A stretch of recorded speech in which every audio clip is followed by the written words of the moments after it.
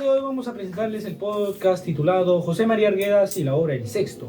Me presento, soy Junior Emerson Chávez García, estudiante del cuarto grado de secundaria de la institución educativa Telmo de los Ríos de Huanchaco, región La Libertad. A continuación, les presento a mis compañeros que me van a acompañar en esta pequeña actividad. Frank Anthony Pérez Vargas. Gerson Becerra Salazar. Bueno, continuamos con el Chávez. José María Arguedas fue un escritor peruano muy importante del siglo XX. Nació en Andahuaylas en 1911, más precisamente el 9 de enero. Él vivió entre dos mundos, el de los indígenas quechuas y el de los blancos criollos. Esto marcó profundamente su vida, ya que gracias a eso escribió varias obras como Yaguar Fiesta, El zorro de arriba, el zorro de abajo.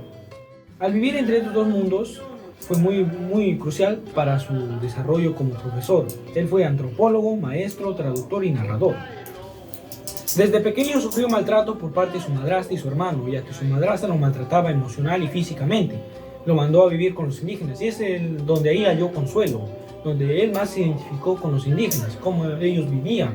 Esto también me relata una obra que se llamaba El Tuxteno, en donde relata cómo dos hermanos llevaron a un pueblo indígena a ser considerado como comunistas, ya que después de que haya muerto uno o haya fallecido, que el gobierno, ellos quisieron trabajar para sí mismo y el gobierno los proclamó comunistas, ya que no pensaban en la labor de los demás y les cagó. Es muy buena esa obra, El Tuxteno. Él escribió varias obras que no solamente eran solo como un entretenimiento, sino que ahí es donde él narraba la voz que no se escuchaba, la voz de los campesinos, de los obreros y los indígenas. En la obra El Sexto nos narra cómo es que es la prisión del Sexto por dentro, porque el Sexto sí fue una prisión, bueno, fue una ex prisión, porque ahora ya no se encuentra vigente, porque fue cerrada. Arguedas no fue un militante común, formal. Él más que todo era un estudiante, y en la Universidad Mayor de San Marcos se armaron protestas y él participó en estas protestas, y por tal motivo él fue arrestado y fue condenado a cumplir su sentencia en el penal de Sexto, que estaba ubicado en Lima. Esta prisión se caracterizaba no solo por albergar a una clase de delincuentes, pues decir, choros, raqueteros, extorsionadores, sino que él albergaba también a políticos, había de todo. Y en esos años, de 1961, es donde Arguedas escribió la obra El Sexto. ¿De qué trata la obra El Sexto? El Sexto es una obra autobiográfica que relata la experiencia de José María Arguedas cuando fue encarcelado en el año 1937 en el penal limeño El Sexto. En este lugar el protagonista convive con presos políticos, comunistas y apristas y delincuentes comunes. La novela muestra cómo el encierro transforma al humano. Algunos se unen a la desesperación, mientras que otros se aferran a ideas para no perder su dignidad.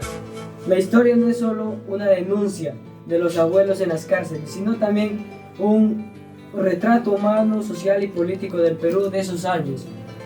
Arguedas muestra cómo, incluso en medio del sufrimiento, pueden surgir la solidaridad, la esperanza y la lucha. La obra El Sexto nos presenta y nos quiere mostrar cómo eran las prisiones de ese tiempo desde el interior, desde el punto de vista de José María Arguedas, ya que él estaba dentro de la prisión y vivió la mayoría de estos casos, aunque parte de esto sí fue su imaginación, su propia inspiración. Ahora, la obra principalmente nos relata lo cruel, pero lo verídico de cómo eran las prisiones en tiempos antiguos, ya que mayormente se habla muy explícitamente sobre cómo se controlaban, cómo operaban, cómo es que la policía no hacía nada por erradicar la delincuencia, sino que solamente la contenían en las prisiones. Era más que erradicar, más que cambiar, era simplemente separar, mandar a los buenos a un lado y a los malos al otro, y esto es demasiado ineficaz.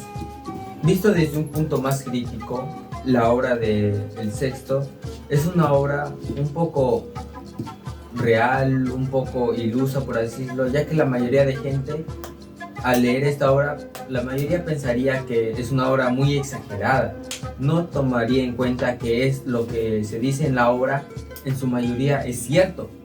Por ejemplo, lo de la comida.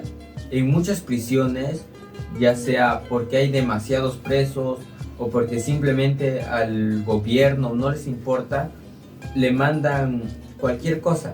Por ejemplo, en la obra se relata que la comida les llegaba muy rara vez, y si es que les llegaba en muy mal estado. Ahora, esto, si bien podría verse desde un punto de vista como un castigo para los que estaban presos, tenemos que entender que no todos los presos son iguales. No todos son simplemente malos y ya, sino que cometieron diferentes crímenes, diferentes pecados. Cada uno un poco más fuerte que el otro, o uno simplemente por errores. Uno nunca sabe, la verdad.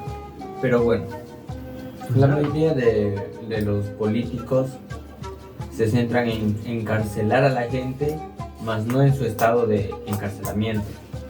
Ellos pretenden simplemente encerrarlos, más no por cómo les llegará la comida, cómo dormirán, cómo se ducharán.